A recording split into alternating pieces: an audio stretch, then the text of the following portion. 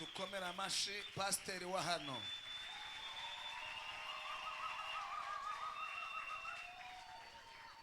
Umuntu nakora ibintu akakurusha wemere. Kuri ko Imana arandangije arampejeje ndarangira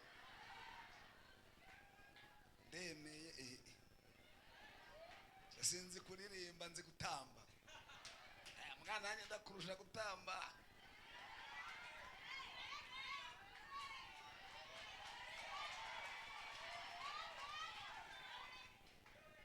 Ndababwire nimba ari ikintu kinezereye no kuzoba mu ijuru. Ibaze ngahari umuntu ariko aratamba yaraye inzara, hari umuntu ariko aratamba ataza hashikira, hari umuntu ariko aratamba ubuzima bwamugoye. Ni wiyumvire cyagiye nta nzu nta biryo na yo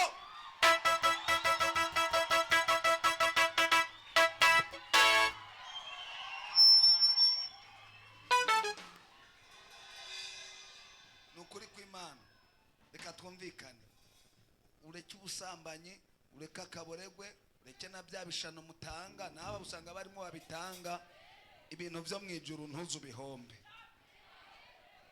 Wiyambura ibintu byose by'ibifashe byo kubuza kuzoba muri uyu munezero, kubera ko umuntu atatwenze muri uno mwanya numupfu wenyene ari muri moroge ntatwenga, uwundi wa kabiri atanezerewe muri uno mwanya ni umusheri wa Satani. Ariko nimba by'ukuri turi abana bafite amarango yo kuja mu ijuru, bafite amarango yego.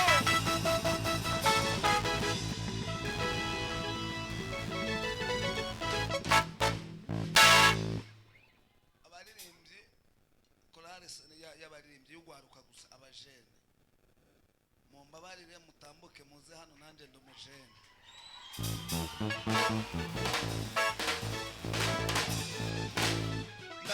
Ndaza kugerageza gukoresha umwanya. Nitwa Pasiteri Imanakiza Jean Claude, mfite umugore. Hari impararo yiharaje mwe no minsi ngo mfite umugore umwe, none washaka bangahe? Mfise umugore n'abana 4, ugira 4 yagiye kejo saa 3:30. Jo saa 3:30 narimbaye umugabo w'abana 4 kandi n'abahungu gusa. Ubwo ejo nabwiye umuhungu mukuru muze murapanga ingene muzohora mundarira njyamye ubu sinuga. Nubona rero ntamba ugende gake. Ikindi nkunda kubwira abantu, nta kintu kibabaje nk'umuntu yanka gutambira Imana. Kandi naho ugwara paracetamol z'amajana 5 nzi kugora kuronka. Mugaje naho notsitara ngaho ugwara boca bamvura.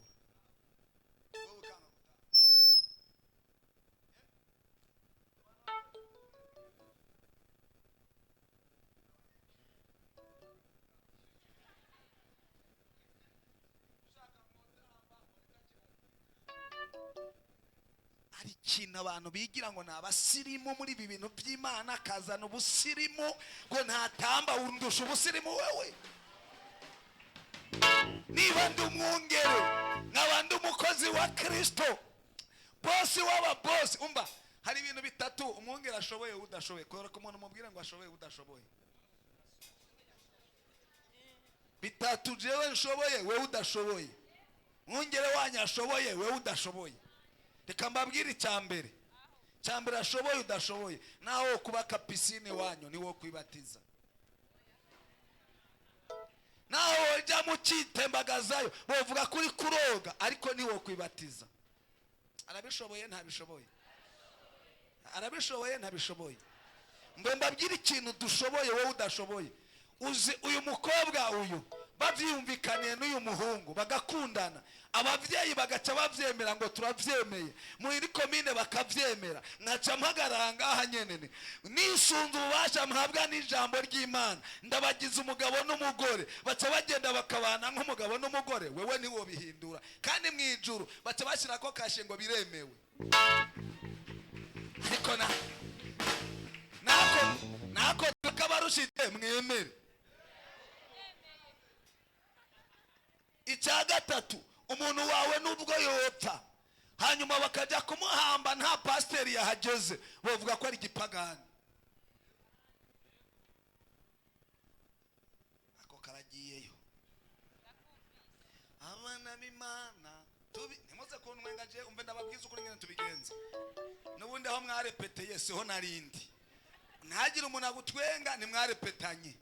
Mbabarira nanje mu makanya gatoya muhaguruke, nibyashaka kugira guca ntawe gutwenga uri kwaso. Abana b'Imana murambaba, abaririmbye ngo mwabyumva. Abana b'Imana tubikiwe ibanga, hari uruhisho ruhishiwe mw'ijuru. Abana b'Imana tubikiwe ibanga, hari uruhisho ruhishiwe mw'ijuru.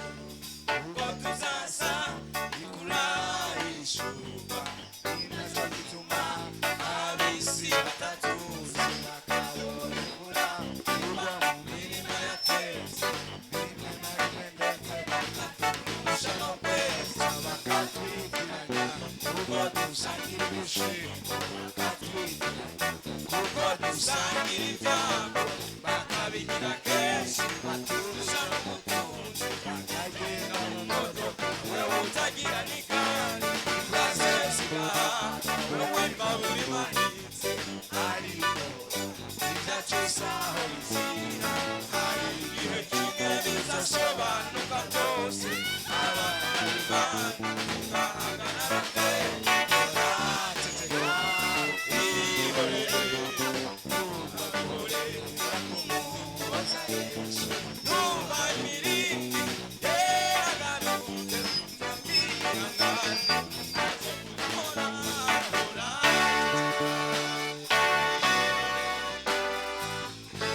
Ubuzima bw'amafaranga nawe budashavuza, ariko ujye wibuka ko Imana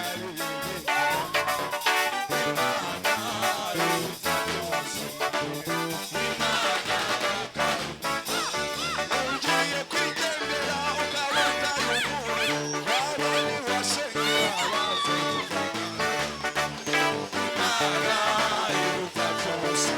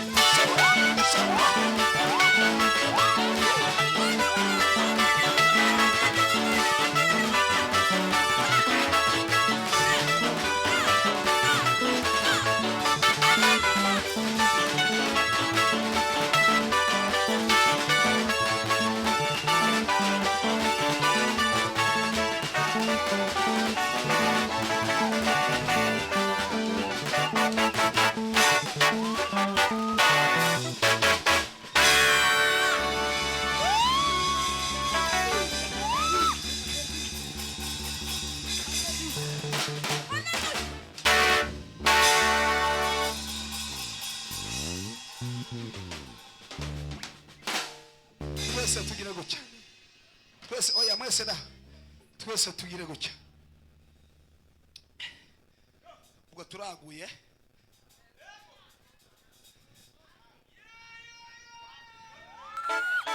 ni muremure ni munini Yesu ntawe umurengera ni munini cyane twese ni muremure ni munini Yesu ntawe umurengera ni munini cyane arabyibushe ni munini Yesu ntawe umurengera ni munini cyane ni muremure ni munini Yesu ntawe umurengera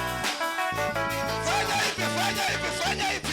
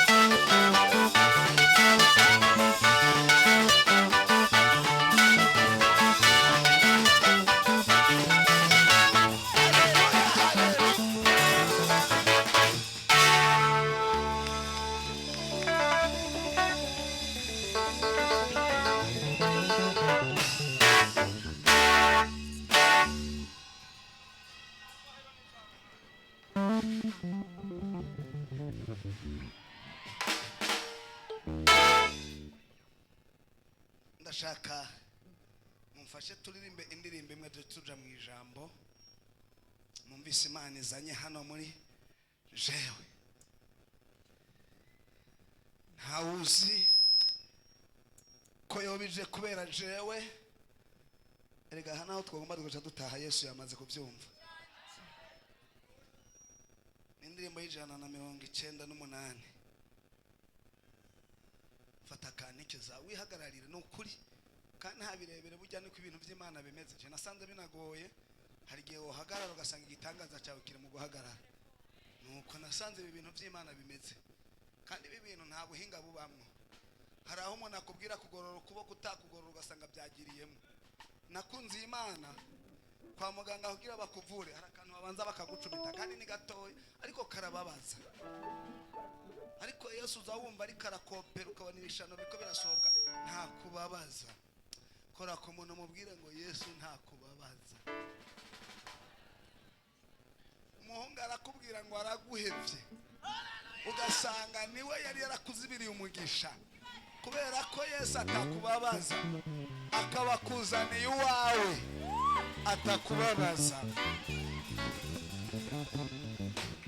kandi Yesu ntajya mu kajagari bariko barakoma induru arabareka bakayikoma bagaheza ngo barangire guheza batwenze ngo biracitse bahejeje arabareka bakavuga ibi barimo bakavuga ari ukuntu Yesu amera nk'ugusinzirije abantu bakavuga by'amajambo yose bazi ngo ntubumva mbwira ku muntu ngo bujye ubumva munyiganzo mubwire ngo nubwo mva guhora ndabazi hari ukuntu Yesu aza akabareka bakavuga yuko utazotera imbere akabareka bakavuga ko utazobyara akabareka bakavuga ko atakaza uzobona akabareka bakavuga yuko uzikorera amaboko akabareka bakavuga ko uzoduga ahejeje kuvuga agaca agenda akamukubita muri biro agaca asa kugira ngo wicare gutya, kandi Yesu arakwereka n'ingene wicara,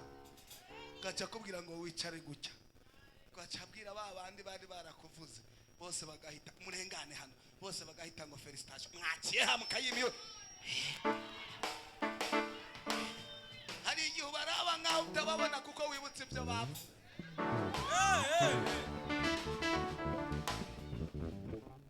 Hari igikere kandi nawe wakiriye ni message. Iki gikere cyahuye n'ibyago, hajya mubona kirabura n'ibyago cyagize, ariko byaragikijije. Bishoboka ukuri Imana ishobora gucishaho nyene ugakira, kandi ugakiza umuryango, kandi ugakiza abiwanyu. Igitondo kimwe gihura n'ababaya, ababaya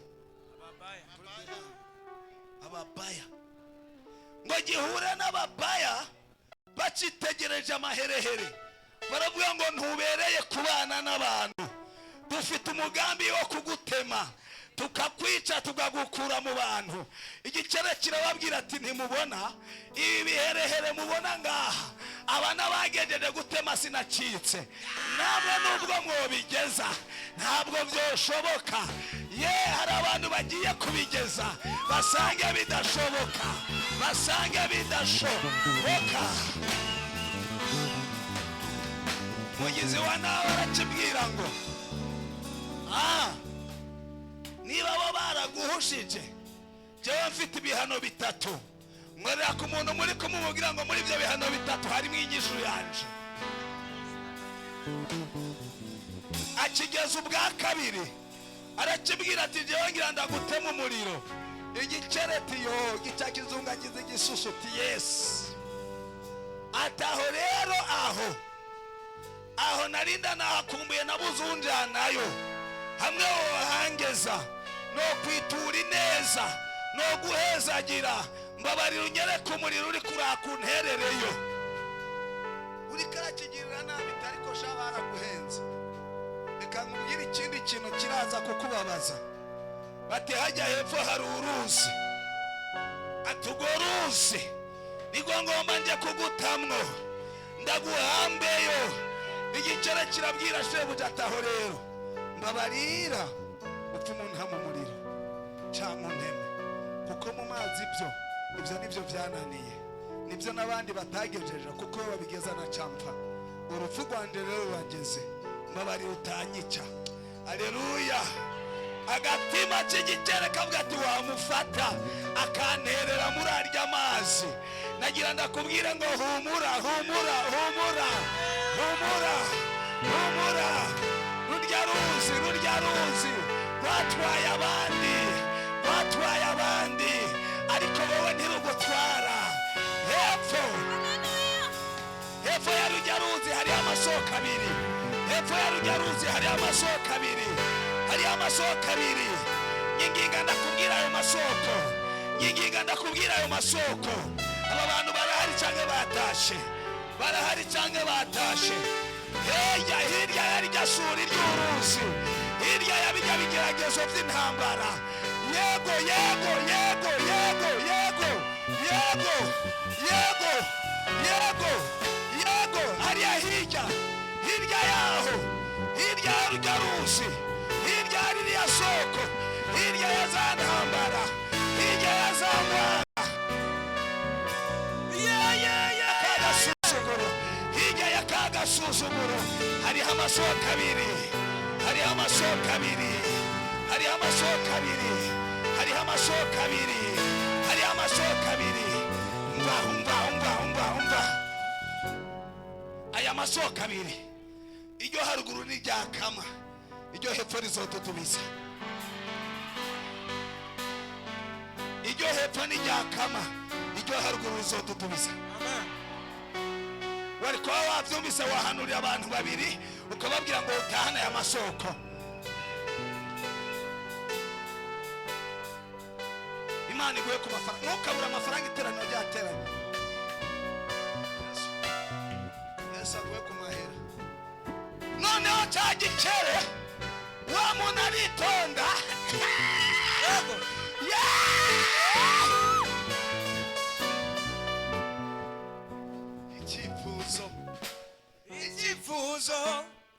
icyifuzo cy'abantu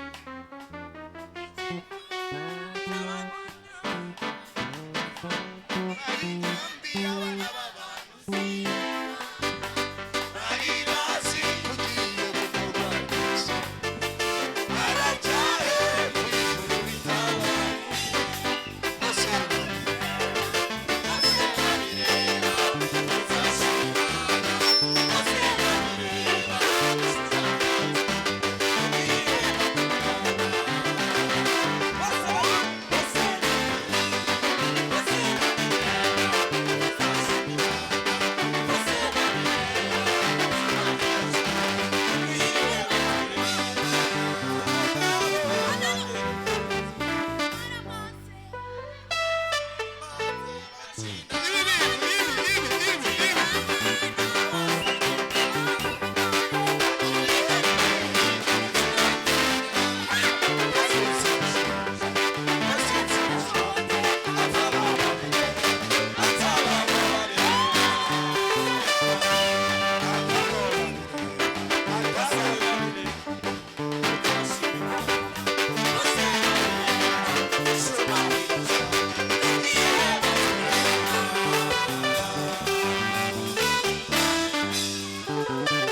Imana imbere muri aba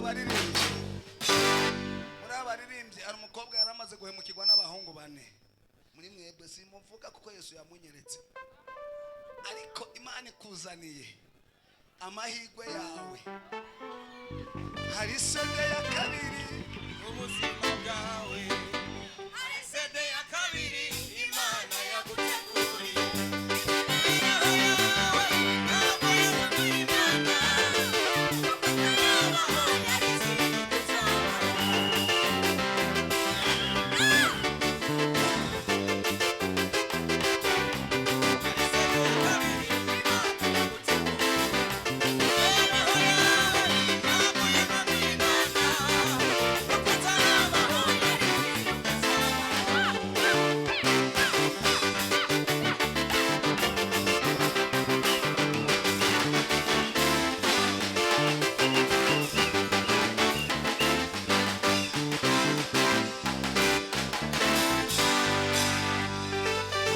wa muntu ngo aritaza cya gikera gitera umugere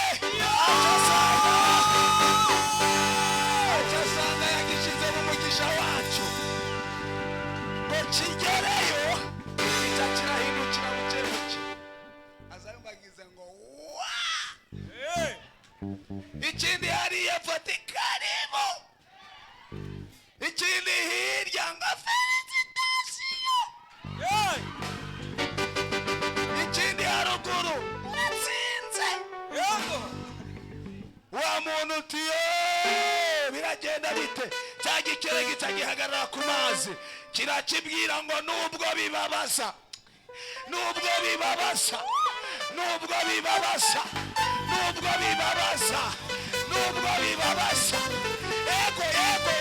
yego nubwo ibise bibabaza haleluya nubwo bibabaza nubwo kuvugwa bibabaza nubwo kugwara bibabaza nubwo gusonza bibabaza ariko bizana inyishu Haleluya zamura amaboko yawe wakire kugirirwa neza n'Imana tembera mu bantu babiri uhanurira abantu babiri cyangwa batatu ubabwire ngo aho mwanziga so mugiye kumbona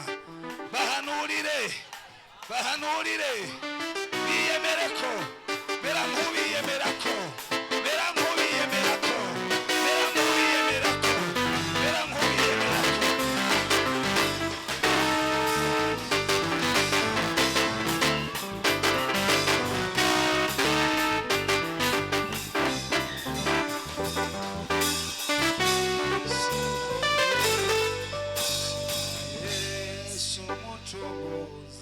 Shimama, shimana,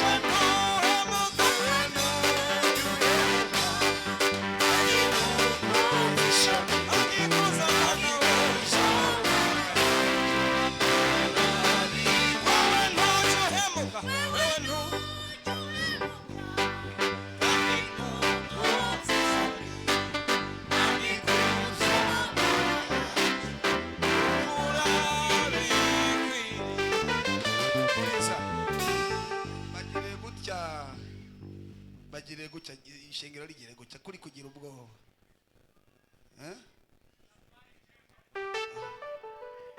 fanya hivi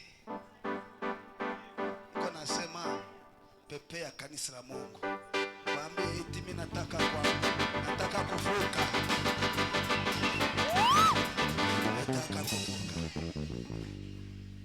Nimesikia sauti ya Mungu ilizungumza na mimi nikwambie huyu ni mwaka wako wa kuona baraka zako. Ulitafuta nikakosekana, kwa siku ya leo Mungu ametenda. Utaiona macho kwa macho, njia zimefunguka. Uende utengeneze vizuri, sio kufa, ni kwenda nje.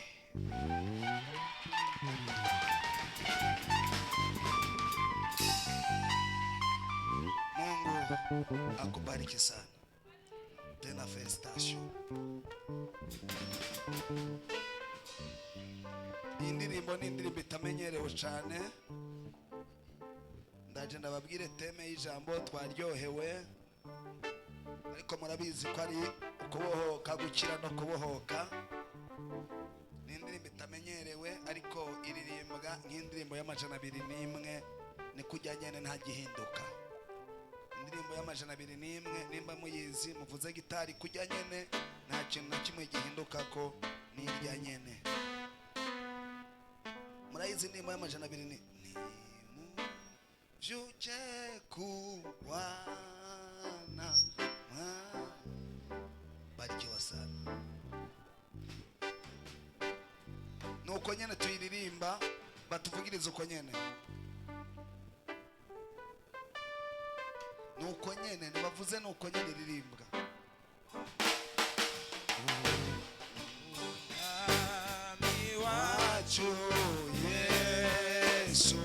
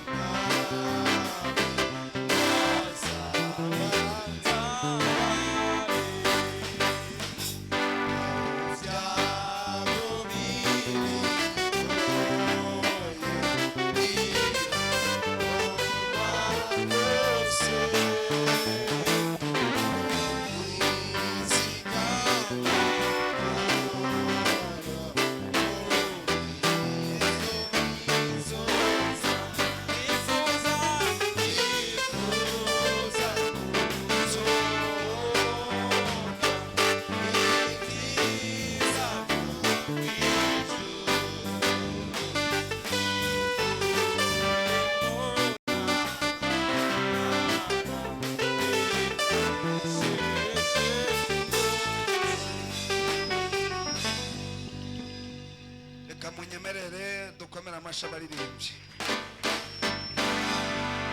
Mu cyubahiro Imana yabahaye mwicarire. Ndashaka undabire mugenzi wawe mu maso mumbwirire ngo Imana ikugiriye neza. Nukuri ndashaka uno munsi ubumuhanuzi mwiyemereho umubwire ngo mwijambo ndaguhanuriye ugiye kugirirwa neza.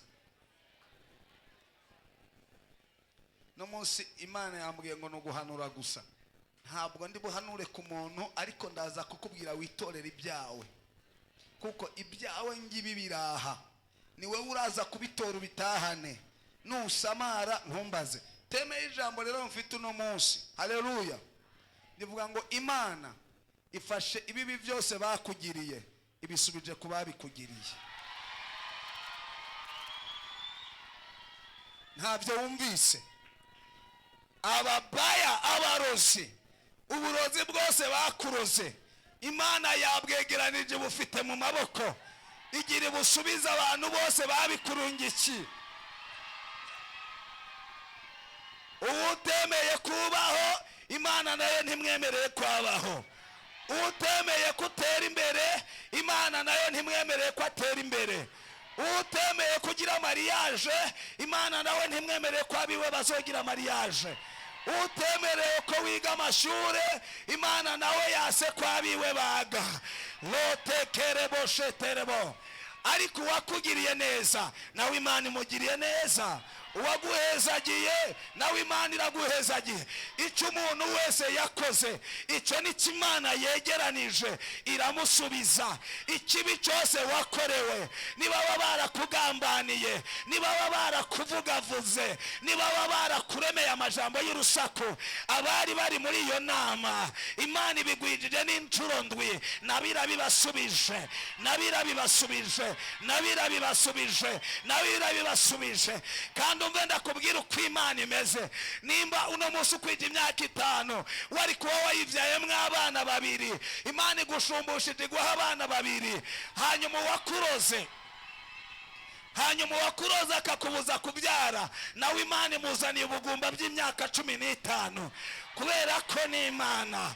Nabonye Imana, haleluya, nabonye Imana igihe kimwe yitegereza umugabo yitwa Mefibosheti, ariko aragenda acumbagira, agenda amaguru yaramugaye kwa makiri. Abantu bakamwitegereza ati kaya nakuzukuru k'ibwami, icyo yavuze ntibesha, kuko yakivuze idahubutse.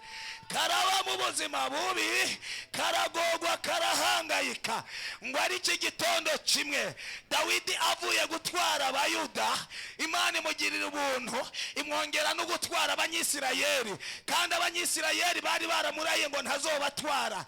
Bibiliya ivuga ngo Dawidi ageze mu gisagara cy'Abisirayeli ngo acaricara bamuha ibiryo ku kirimba. Aravuga ngo ikirimba uno munsi nta muntu n'umwe arya, kandi nta muntu n'umwe anywa. Haleluya. Mefibosheti atarashika ngaha, hari abantu Imana igira ibuza amahoro kubwa. Umunsi Imana yakwibutse aho utuye bazosubiranamwo, bamwe basubire babivuge, umwe ngo sije nabivuze, uwundi ngo sije nabivuze. Kuki Imana izaba yakwishyuye ku mugaragaro izuba riva? Ntabwo Imana igombe kwishurire mu gacerere, igombe kwishurire ahandi muri ya karitiye. Yo, haleluya! Babandi bari baravuze ngo nta mariage uzokora, nibo bagira bavunika izosi, barimo barakuraba mu modoka, nibo bagira bacebana amazosi, barimo bararaba. Uzubabwira ngo byaraciyemwo, uzubabwira ngo mwerera ku muntu wese cyangwa babiri umubwire ngo biciyemwo. Man, abarokore hari ibyiza byo gukizwa iyo abantu baheva ibyaha. Bibiliya yambwiye ngo umugisha ugenda urabakurikira. Abantu babohotse ku byaha, aratambuka umugisha ukagenda urasunika, umubwira ngo ca ngaha ndahari. Umuntu yakijijwe aho yicaye yicara mu mugisha, aho aryamye akaryama mu mugisha. Umuntu yakijijwe uramuroga ntibifata. Umuntu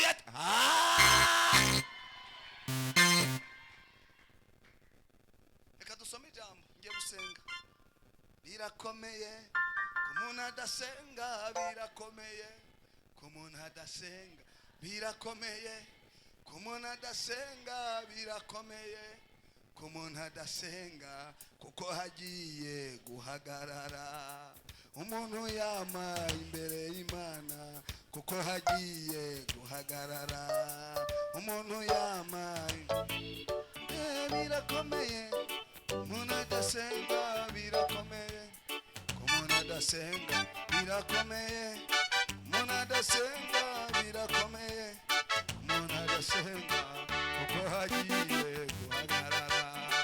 Umuntu yama imbere y'Imana.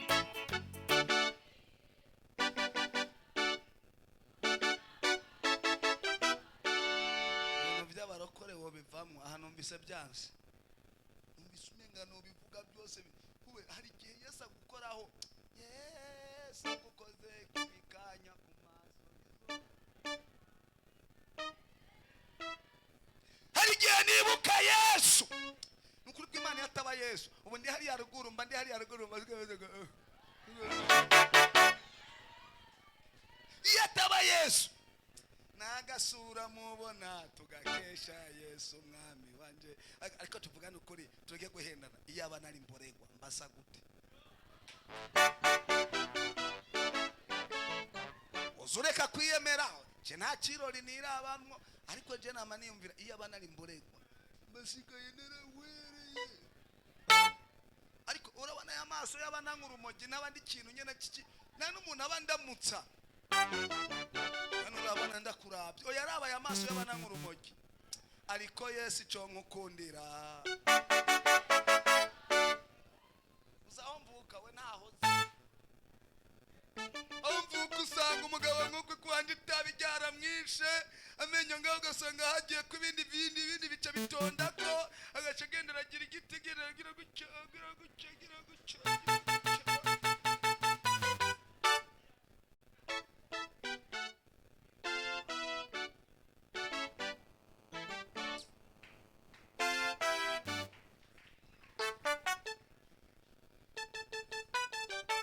Naho no kwigisha Yesu urampagisha.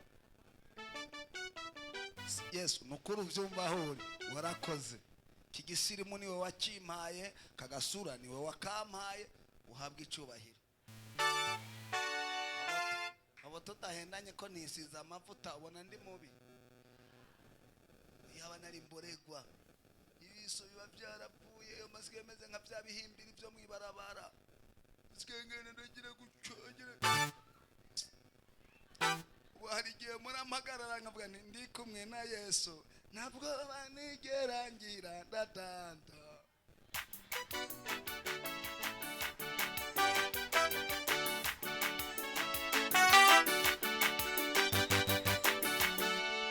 Subiza amaso inyuma, naravuga ijambo wibuka aho wavuye. Muzi uki wacu ari je mbi Bujumbura cyenyene duzi watu nahuza uma ngo wamukire yaduze wamukire ni jewe jenyene nimba abandi bahari ntabo nzi ariko ni jewe jenyene genda umusirimu bana uzugenda gake utavu mfata nabi ngo zindi umusirimu nanje byankiye ko hirya yejo namanutse hirya yejo nubona nanguye kwambara utangirira ishavu niho ngitangura kwambara we wambaye kera sinkwishinga. Umukobwa yimanukiye hirya yejo yiyambariye igitenge marewa wowe cyambaye hirya yejo utangura kumutwenga ngo yagikenyeye nabi nundi utamurenganije yagikenyeye ryari kwa gikenyeye hirya yejo. Nagiye kwa muganga bambwira ngo tuko turaraba ngo ibipimo ngo birabonekana ngo ibintu ngo byagute biriko biraduga ngize mwitonde sindajya inyama ntanguye kurya igitsujya hirya yejo mwe mutanguye kunzana mwitera bwoba waretse nk'inzirirana n'ubundi gihe ntari bwazironge ko mutari bwabibone. Igihe wari ugoba abantu nahuye n'umuntu arambwira ngo pastor ngusigaye wavyibushe cyane none tubipfe na bado uzana babwira akantu mutanwenga nuko nabyibushe nabi gusa nabyibushe nk'abadamu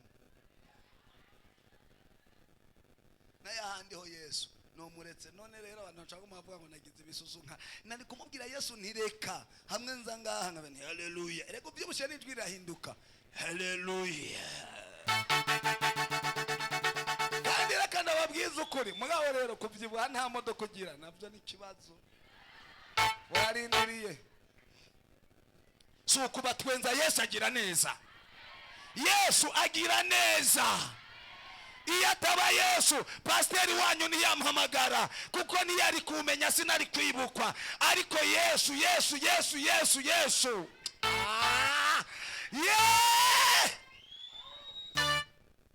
umuririmbyi iwabo bari baragowe arahagarara ngaho twese tugakora mu mifuko yacu tukamuha ku mafaranga. Iyo ataba Yesu reka ndababwiza ukuri mukomera amashi Yesu. Iyo ataba Yesu ikiyedi kiba kinyishe. Iyo ataba Yesu mba naragowe. Yesu yagize gutya nibereye mu butayu nibereye mu buzima bubi nagira tata nagira nibereye umwana w'igitwarire ngize gutya nikanguye nsanga nkubisa akazi. Yesu agukubita akazi mu izina rya Yesu. Narikanguye sanga Yesu yanshize mu kazi akanyicarikamo. Ariko Yesu we arakama akazi acama n'igikundiro muri ako kazi. Yesu ni wubahwe. Ngire gutya ati ibintu biguhagije. Kandi ababwiza ukuri je nabaye mwarimu w'ishengero mu 98 muri Anglikana hari Mutumbi Karusi. Cyane ugenda ubaze nagenda kuvuga ubutumwa ndi mwarimu nta birato nambaye miguru wazi n'urupantaro rw'ibiraka muyombo yari yarataye rwari rufite ikintu ino rwagenda rurareba nyene aca ngenda mwishengero mwijuri ndandandanda vitumubogeza ndogera honana. Narutse kugenda hano narasengera sanga barimutse bagenda kuri centre ndagenda haraba aho rero imvura yaguye wasanga ibivu hari ikintu bita maga nari mfisa maga kora ku muntu maze ngo mwari mafisa maga muzingane narose ubwo bwarimu nabyo murazingane naburose. Umwarimu yaraturongoye sinzi ngene yagumukanye pastori agumukanye pastori baramuhagarika. Pastor ataraza je niga muri Sunday school bintu byo kwiyemera uzoza ubikora hari gihe bikiza. Pastor ataraza manateramisha ishengero ndababwira ni Yesu agira neza ndababwira ngo agira batabare. Aho rero nta byuma twadufusa ingoma yagera ngaha ndavuga pastor inkumbe simenye ko ari hanze. Pastor abaraje arinjiye acaravuga urumva muri Anglikana mu kwinjira barinjira bakava hano baje nyuma bagaca baza bakaza bageze ngaho bagaca bagira gutya. Nza numva nanje agize gutya acaragenda aricara ngiye guhamagara umujenama ngo abandanye porogaramu. Pastor acarambwira ngo bandanya porogaramu nta ngorane ntibiratanguye kuza. Narinze ngo biratanguye no kuzaho nabifashe nk'ibisanzwe ndabandanya. Muri Anglikana indirimbo baririmba mu Burundi bwose zibari zimwe ngira ngo ningo kwisi yose nibisomwa basoma ninga kujya kwa Katolika. Ibisomwa byose ijambo ry'Imana basoma ibice bibiri, ijambo rya mbere n'irya kabiri byose basoma bimwe kwisi yose. Icyo badasoma kimwe no musiguzi. Bari bateguye abajenama basoma barasoma ibyo byose barabisoma. Nanje ndakira imigwi y'abaririmbyi bayejeje kubisoma mbicishaho ngusigura za wigirisha nubona baguhaye mikrofone bakubwira ngo uririmbe indirimbo uza wiyaranda ntuzo zuririmba indirimbo zirenza ibintu iminota 7 uzoza urafata indirimbo iminota 3 iyindi nubanza uvugire ngaha. Hari gihe pastor azotagira ati umve kuiteka avuze ngwino ngusengere wabaye subwira ubwenge ibintu byose bisaba kugira ubwenge. Uragiye ari inyuma ngo pastor nakubona ubwo abantu bari ari inyuma bose arababona. Zawizindukana nagakubuza ushike ngaho kubure ngera ku murimo nahawe nzawukora neza ngera ku murimo nahawe nzawukora nezerewe. Hari gihe pastor azorengana yumva ijwi ryawe arangije ngo mumpamagare umwe yari karakubura akubaze ati mbunduririmba mu yihe korari bati ntayo ati winjire muri korari numvise ubishoboye ntabwo bazobimenya wicaye hariya. igirisha niwe wabona pasi yake aravuga ubutumwa ngaha haguruka uvuga ati haleluya. Ariko uzosanga hari umuhungu yaje gusenga yashaka umukobwa afise imbaraga avuga ati abazimu biwacu nta wundi yo bashobora atari uyu, murangije kurondera ati buna twobe kiri ubwenge niko bimeze mwabaye mote zawigirisha. Abisirayeli baragiye mana Imana yitegereza atabayimvuga ni benshi. Mose arababwira ati ibintu by'Imana rero bisaba ko muniha. Bitengoga ati yo ati cya kabiri muyibutse ibyo yavuze. Barimo baraniha bavuga ngo wari waratubwiye kuzodukura muri buno butayu, baza babona Imana ibwiye Mose ngo genda. Numvise amarira, numvise kuboroga, numvise kuniha kw'aba bantu, mbona batoguma muri ubu buzima. Ndagomba ngo uyu munsi Imana yumva amarira yawe, yumva amagogwa yawe, yumva agahinda kawe, yumva amarushwa yawe, yumve hanyuma irungike marayika agukure muri ubwo buzima urimwo. Nihute ko ngiye gusoma ijambo. Barangije kwakira pastori ibisuku besha, hariho n'umukoroneri umuhungu w'uwo mupastori aracari hari ngahe Bujumbura uje no mukwereka ahagurutse kwigisha.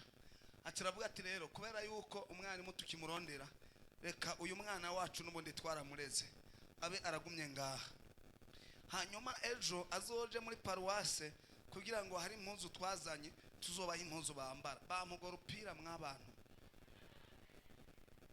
bamaye urupira rugera ngaha n'ipantaro rigera ngaha, ahandi rimwe rigenda yagira ryo muri mukubita umwice, muri dobandi, muri twarunyoye ruratsaguka. Niho natanguye kwambara ibirato, baca bamba ibirato biti nkandagira migunga. Nkandagira migunga nindazizi, nkandagira migunga byandi bakora mu ipine, ipireri ye indwi kurikira ngiye kwigisha nakubisemo rwa rupira. Nigisha abatama bakomeye, icyo gihe naravuze ubutumwa bose bikubita hasi kubera abadayimoni. Hari ikintu Imana igushiramo kikazotuma abantu bakwanga. Abantu ndabasengera barangije nkababwira ngo numvise Imana mbwira bati uyu mwana rero n'ubundi ntuzi ngene yavutse arimo abadayimoni. Baba baranguye kuri iryo shengero, bankura ngo ngaha ku Musaga, bandungika kuza kwigisha ku Musenyi. Nagenda ku munsi wa 4 nkazoshikayo ku wa 6. Imihamagaro mwege murayivuga nayo muzi. Narakoreyeyo nk'amezi 6, hanyuma murabizi byaciye bibanya ngenda ku Mana ikinyungururiza ahandi, ari naho yaciye havura ingirira umusirimu. Ubundi umusirimu data kuri kw'Imana ugiye mu bafongisiyoneri nanjye ndicarayo, ugiye mu bakozi b'Imana nanjye niyo ndi. Nabaye pastor muri 2012, nabaye mwarimu muri umva imyaka yose yari haciye. Hakuwe ngo ushaka ngo ube pastor hirya yejo birateba, kandi bitevye Imana iba yarakwigishije. Shesi nani nzi yuko abakozi b'Imana bahemuka, narababonye baraguhemukira wavuze Yesu neza, ariko ntuzugire ubwoba. Tugiye rero mu ijambo ry'Imana.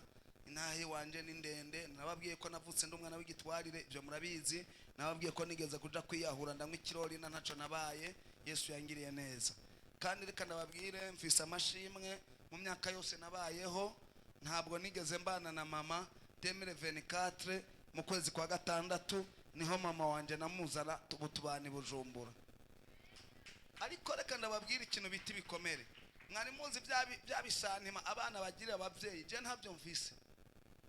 Ushobora kumara n'iminsi 3 ari mu nzu ntamubaje ngo wiriwe gute. Igikomere si ikintu giheru no munsi, ugwana naco imyaka myinshi.